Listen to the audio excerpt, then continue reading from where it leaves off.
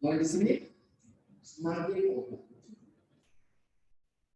semakin cepat jika gel pati disimpan pada suhu rendah ataupun suhu beku. Jadi nanti akan mudah rusak retrogradasi.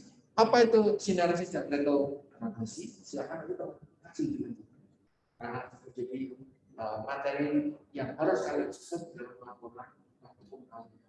Tidak akan semuanya saya berikan di presentasi saya. Itu kemudian ketika stabilitas dari ketika ditowingkan. Jadi ketika di suhunya di dalam didinginkan, kemudian dia dikembalikan lagi, ditowing. Teman-teman pernah mentowing sesuatu? Apa contohnya? Sorry? Ikan. Ikan.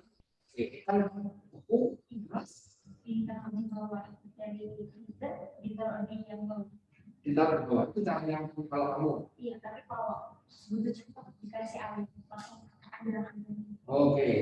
Ada lagi yang sering mentoweng bahan makanan, khususnya dari ikan. Belum diajarin lagi. Di dasar. Lalu bensin dan yang lain. Itu kalau towingnya gagal, towingnya kalau towingnya bagus ya kita kembali seperti ini. Nanti kita nggak akan diskusi itu. Nanti akan ada salah satu sifatnya juga stabilitas ketika dia disimpan di dalam suhu beku. Kemudian pembentukan jelly. Tidak semua tepung pati akan membentuk gel. Nah, di sini disebutkan makin banyak kandungan pektin, jelinya akan semakin keras. Nah, tidak semua produk jelly itu juga berasal dari pati-patian tertentu.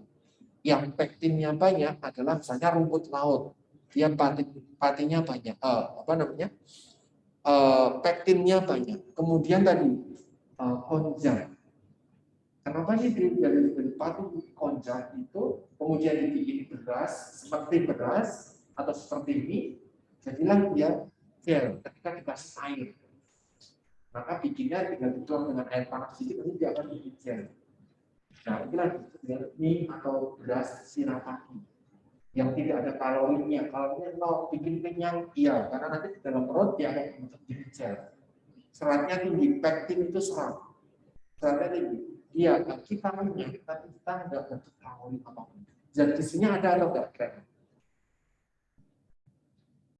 Vitamin mineral ada atau enggak di konjac? Di beras shirataki.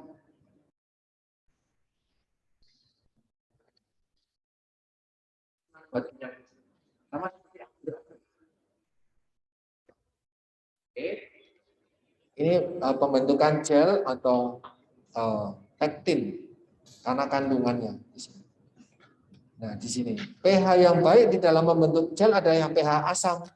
Kalau semakin rendah lagi, maka terbentuk sinteresis. Kalau semakin tinggi, gelnya akan pecah. Ini sifat-sifat juga. Kemudian itu adalah karbohidrat. Banyak sekali sifat karbohidrat.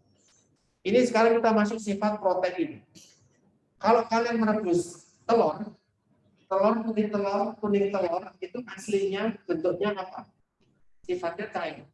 Kalau direbus, dipanaskan terus, nanti dia akan mana? Ini juga menjadi sifat yang apakah ketika kalian mau membuat telur mata sapi ketika dibelah kuningnya masih keluar sayur atau mau dipul sayur, jadi diiris kuning telurnya ketika membuat telur mata sapi dia matang sempurna. Ada yang suka kuning telur agak sedikit belum begitu matang ketika dibikin telur mata sapi. Jadi kalau ketika pakai garpu, jadi terus gitu lagi keluar. Ada yang suka pernah mengonsumsi itu? Itu ada, Pak. Nah di sini itu sebenarnya kerusakan. Tapi kita harapkan. Sekarang saya mau tanya ini juga informasi tambahan. Kenapa kita harus memanaskan telur? Selain itu, betul mematikan bakteri. Kenapa kita harus memanaskan telur? Kaitannya sama protein. Oke, itu kaitannya sama definisinya. Apa? Avidin, Pak. Ya betul, namanya avidin. Dia akan memblok biotin. Jadi tidak ada alasan lagi teman-teman ketika keluarga kita atau bahkan mungkin kita mengonsumsi telur. Telur harus dimatangkan dalam proses atau melewati proses pemasakan. Tidak hanya untuk meningkatkan palatabilitas. Palatabilitas itu daya terima kita. Kita senang makan. Karena kalau telur matang kan amis, telur matang relatif tidak amis. Palatabilitasnya membaik, teksturnya membaik, mikrobanya mati karena dipanaskan, avidinnya hilang karena proses pemanasan sehingga zat anti gizinya hilang sehingga kita dapat vitamin D, biotin semuanya. Yang berikutnya adalah proteinnya justru malah bisa dicerna oleh tubuh. Jadi ketika kita mengonsumsi makanan telur khususnya mentah atau tidak mentah, kita bisa mencerna. Jadi ini enggak ada nih karena itu kayak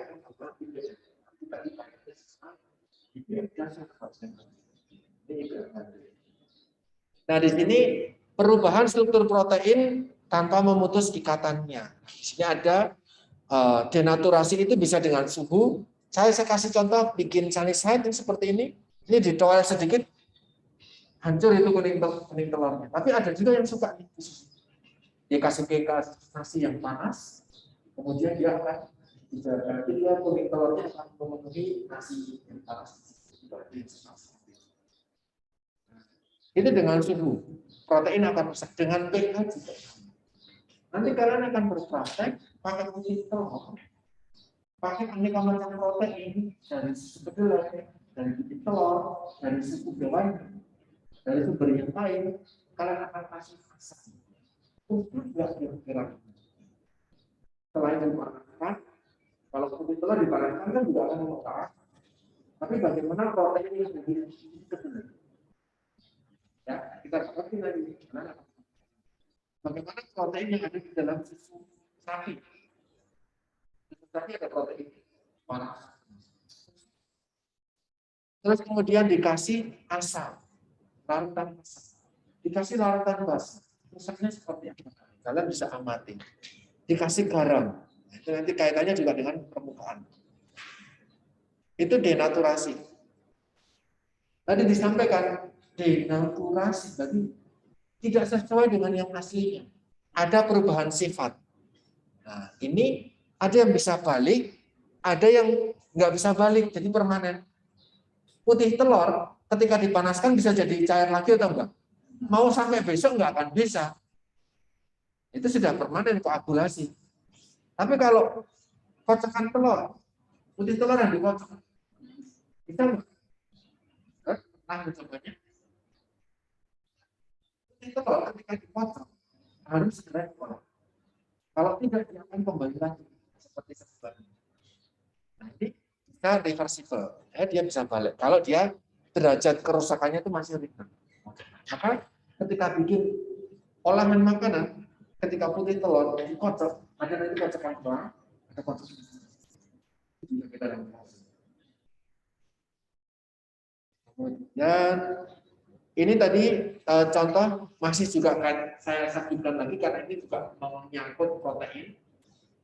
Protein juga mengalami reaksi Maillard, bikin biskuit, bikin roti, bikin pangsit, terus marshmallow yang dibakar, dia juga menghasilkan brownie.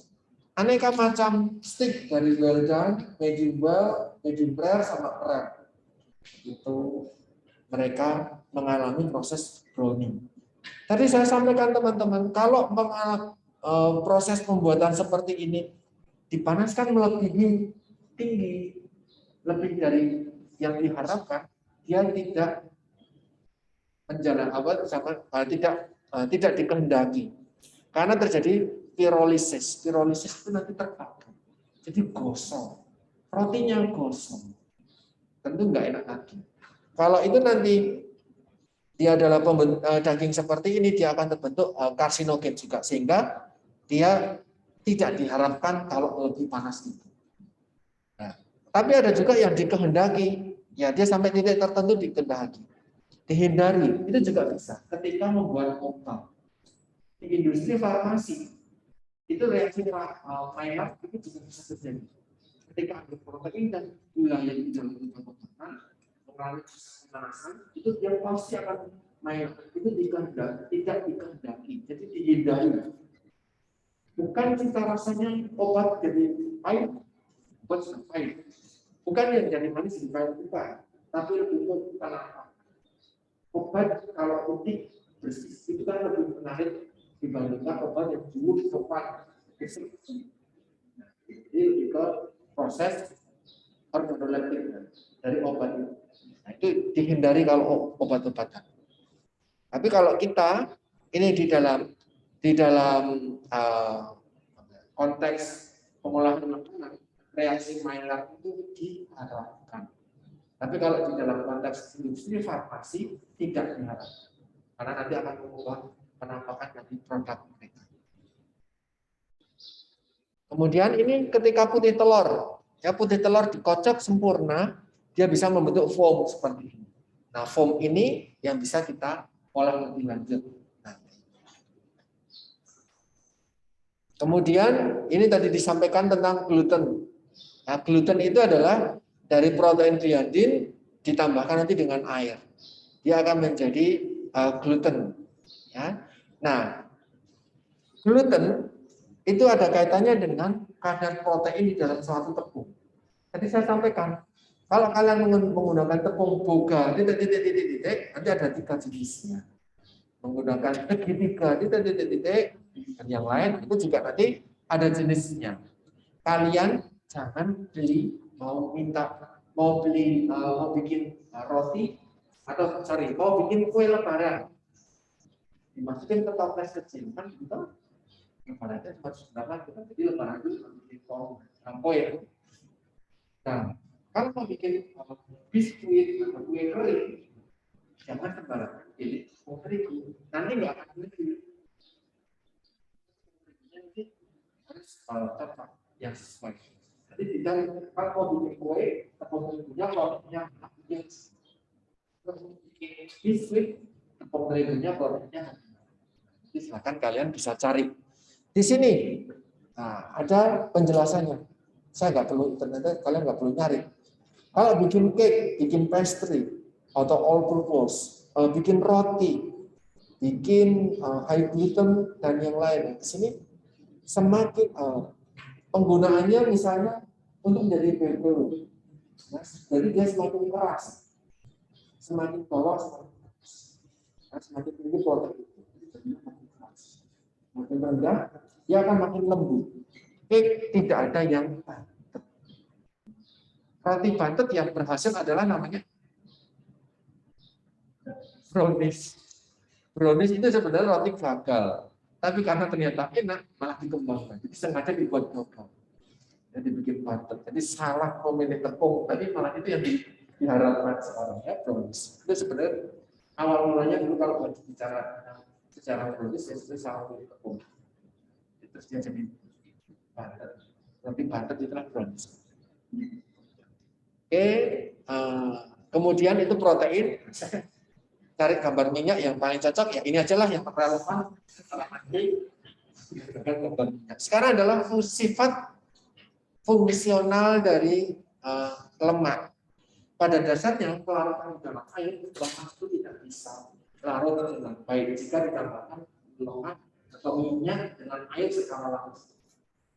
Tapi dalam pengolahan makanan, kecuali untuk yang goreng, kita butuh minyak kan? Atau lemak, kita nggak butuh minyak, lemak. Nah, ketika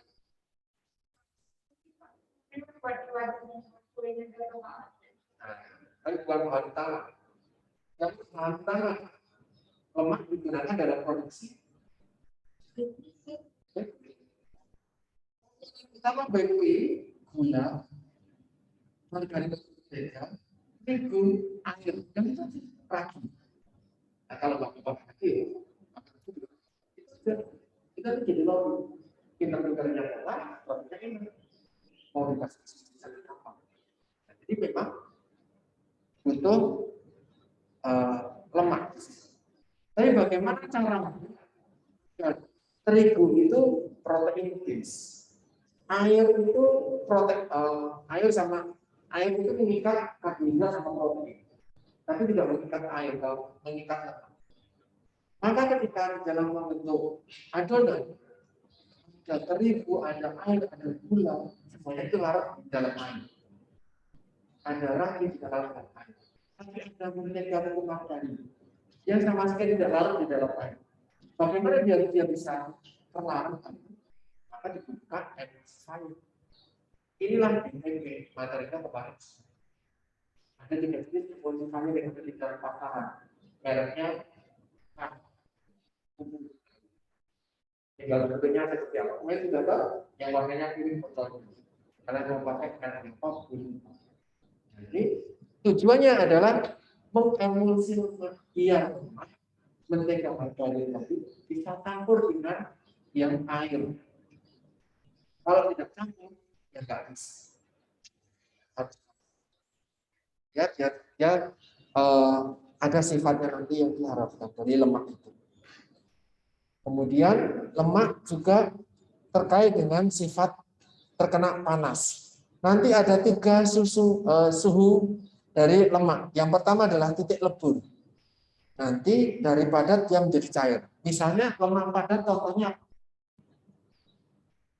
ada lemak padat contohnya. Ada lagi. Ada lagi.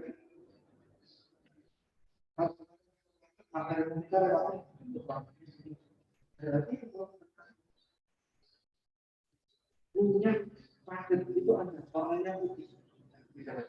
Lemak padat. Itu kalau begitu.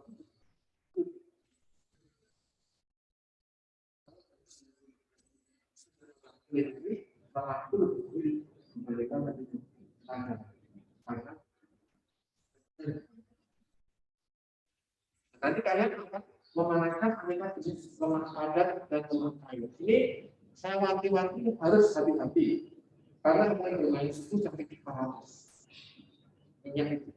Karena akan melihat apa sih margarin, mentega, minyak padat itu dari bentuk padat dia sampai mulai itu beberapa dari semakin berbeda lemak itu berbeda jenis suhunya. Pertama itu kemudian dia mendidih. Kapan dia mendidih? Pertama ini titik lebur. Kemudian kapan dia mendidih? Minyaknya dia mendidih. Kalau sudah mendidih, kapan dia mulai berasap? Titik. Jadi nanti akan mulai muncul aroma minyak bakar. Seperti ini kalau misalnya lupa memanaskan minyak. Ini banyak di penjual gorengan di sana sini. Karena ketika adonan masuk, langsung dalam 5 menit langsung lagi. Namanya di orang. Penggunaan minyaknya banyak dalam wajan, dipanaskan dalam suhu tinggi nggak selesai-selesai. Menguap yang keluar langsung. Nanti bahan dimasukkan cepat kering. Tadi saya sampaikan penggunaan minyak dalam suhu tinggi dalam porsi banyak dipanaskan terus akan bentuk zat karbohidrat. Boleh nggak makan goreng? Boleh. Karena nanti tahu kapan mati kompornya. Tahu kapan kompornya juga ini sudah bau minyak bakar. Stop. Tapi kalau di pinggir jalan, ya, mereka akan panas sama minyak tersebut selama adonannya belum selesai. Ya. Di sini terbentuk ini acrolein. Inilah yang sifatnya karsinogen. Ya, acrolein ini dari minyak yang berasap seperti ini tadi. Kalau dia di atas 200, nanti teman-teman akan memanaskan aneka jenis minyak. Minyak kelapa, minyak sawit, minyak kedelai, minyak jagung, minyak wijen barangkali, atau bahkan mungkin minyak zaitun. Itu nanti berbeda jenis sumber minyak, titik-titiknya, titik asapnya nanti akan berbeda-beda. Nah, Minyak yang memiliki titik asap tinggi itu cocok untuk minyak goreng. Jadi cocok buat goreng. Minyak zaitun cocok nggak buat menggoreng? Karena titik asapnya rendah. Kalau dia titik asapnya rendah di bawah 200, suhunya sudah sampai 200, dia terbentuk acrolein.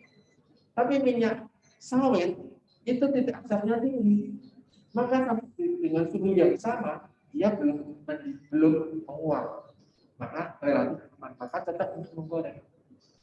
Nah, maka pemanfaatannya nanti juga berbeda-beda. Semakin sering minyak dipanaskan, titik asapnya semakin turun. Maka kalau pakai jelantah itu makin gurih, iya, tapi makin bahaya. Ya, karena titik asapnya makin turun, kualitas minyaknya makin rendah. Itu ketika pakai jelantah. Saya sepertinya pernah cerita ke kalian, kalau saya beli ayam karena nggak ada lauk saat itu, tapi ternyata masih masalah minyak goreng, tidak hanya mahal, tapi nggak ada minyak goreng itu pernah minyak yang dipakai sampai hitam.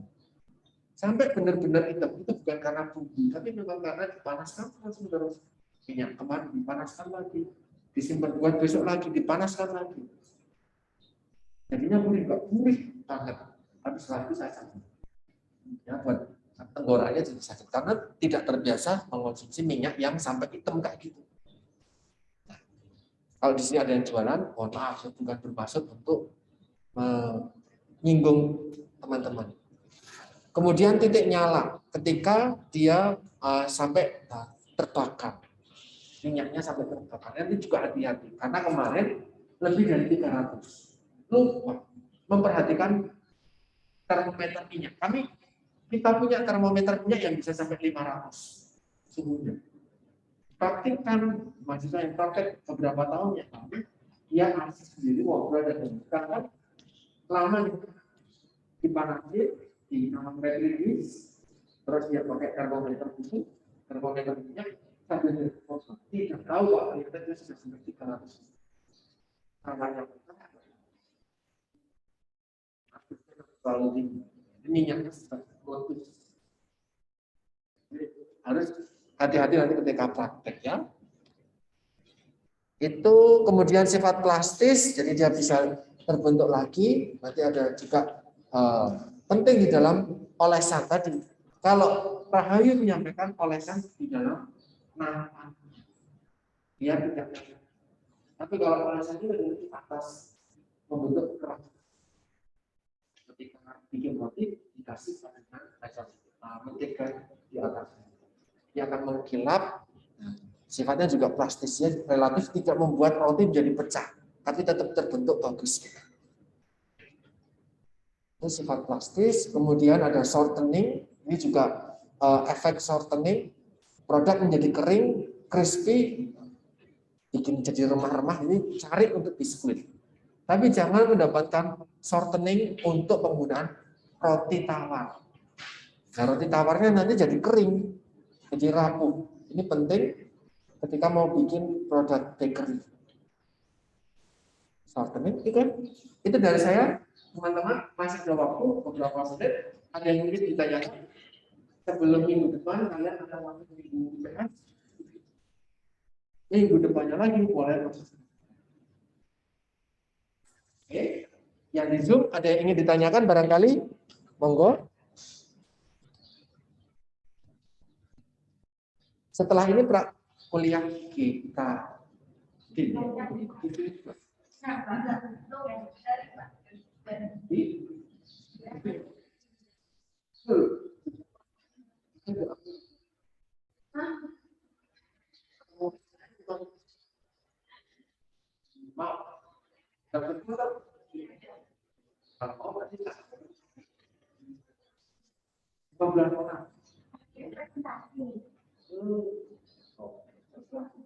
masalah ya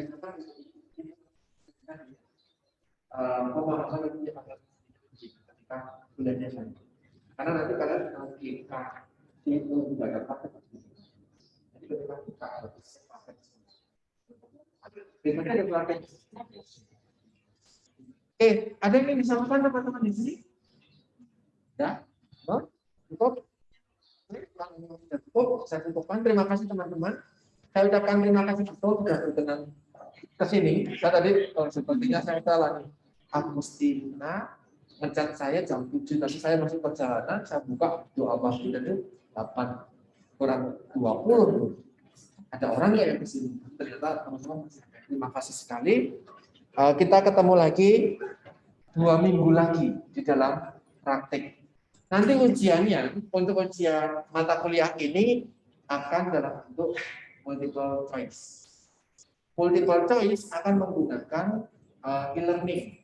Jadi silakan password e-learning jangan lupa. Terus akan ujian dengan e-learning. Kemungkinan teman-teman akan diminta ujian di ruang multimedia di lantai 2 di depan lift. Nah, itu akan belajar ujian secara tatap, meskipun buat teman-teman yang di luar Jawa masih tetap difasilitasi. Prepare itu kita ketemu lagi nanti 2 minggu sudah dalam praktek. Agustina, PJMK, ada siapa lagi? Ada di sini dia, Caroline ya, ada. Nanti kalian akan membantu kami untuk menentukan shift praktiknya, karena tidak bisa 46 praktik secara langsung. Itu terus teman-teman, praktik ini harapannya total luring 100%. Tidak ada yang di rumah. Jadi silahkan yang di Zoom, yang masih ada di luar Jawa, datanglah ke Jogja sesegera mungkin. 2 minggu lagi akan praktik IBM dan GKD. GKD itu tidak ada toleransi untuk mengikuti secara daring. Teori masih iya, tapi kalau praktik tidak. 100% harus hadir. Hanya saja nanti akan di-split dalam beberapa shift. Saya perlu menyampaikan ini karena tidak semua orang punya kos. Harus cari dulu. Jadi silahkan manfaatkan waktu, nanti praktek langsung tatap muka semuanya. Ketika praktek, nanti akan dibuat kelompok. Satu kelompok 4-5. 4-5. Nanti teman-teman di dalam kelompok tersebut akan mendapatkan budget sekian rupiah untuk dibelanjakan, untuk dimanfaatkan. Nanti akan direimburse oleh diatur oleh Agustina dan Caroline. Nanti direimburse disampaikan ke laporan isi nama Mbak Reni di lantai 1, tepat di bawah kita di depan lift. Kita akan praktek. Setiap kali praktek akan ada reimburse, terus kemudian akan diganti uang. Oke, teman-teman membantu belajar Caroline dan Agustina karena percaya dari Agustina.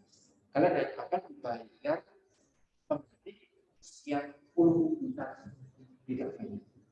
Oke, itu dari saya juga bisa membantu memberikan penjelasan. Terima kasih buat 7 minggu kita mengikuti kuliah secara daring maupun luring. Semoga informasi yang diberikan boleh bermanfaat buat teman-teman sekalian. Matur nuwun, saya cukupkan. Selamat siang, berkah dalam. Terima kasih. Siang, Pak. Selamat siang, terima kasih Pak. Terima kasih, Pak. Terima kasih, Pak. Ya, Pak, terima kasih, Pak. Terima kasih, Pak. Izin live Pak. Terima kasih, Pak. Selamat pagi.